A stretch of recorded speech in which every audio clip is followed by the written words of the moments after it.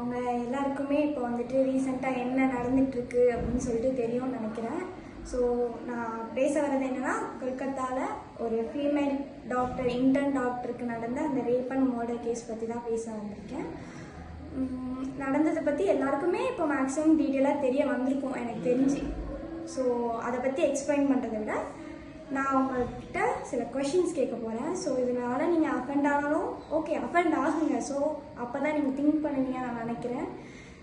இது நடந்ததுமே எல்லார் வீட்லேயுமே ஸ்டார்ட் பண்ணியிருப்பீங்கல்ல, லைக் இதுக்காக தான் 6 மணிக்கு வந்துட்டு வீட்டுக்கு வந்துடணும்னு சொல்கிறேன், இதுக்காக தான் ஷால் போட்டு போகணும்னு சொல்கிறேன், இதுக்கு தான் ரிவீலிங் கார்ட்ஸ் போடக்கூடாதுன்னு சொல்கிறேன், இதுக்கு தான் பசங்க கூட பேசக்கூடாதுன்னு சொல்கிறேன்ட்டு நிறைய செட் ஆஃப் ரூல்ஸ், ரெஸ்ட்ரிக்ஷன்ஸ் உங்கள் வீட்டில் இருக்கிற ஃபீமேலுக்கு நீங்கள் சொல்லியிருப்பீங்க, உங்கள் வீட்டில் இருக்கிற பொண்ணுக்கு சொல்லியிருப்பீங்க. ஸோ ஏன்னா அங்கே நடந்த விஷயம் வந்து ஒரு பொண்ணுக்கு, ஸோ நீங்கள் சேஃப்டிக்காக சொல்கிறீங்கன்னு சொல்லலாம். அப்போது அது பண்ணது ஒரு மேல், ஒரு ஆண். அப்போது உங்கள் வீட்டு ஆணுக்கு என்னென்ன ரெஸ்ட்ரிக்ஷன்லாம் வச்சிங்கன்னு சொல்லிட்டு கீழே கமெண்ட் பண்ணுங்கள்.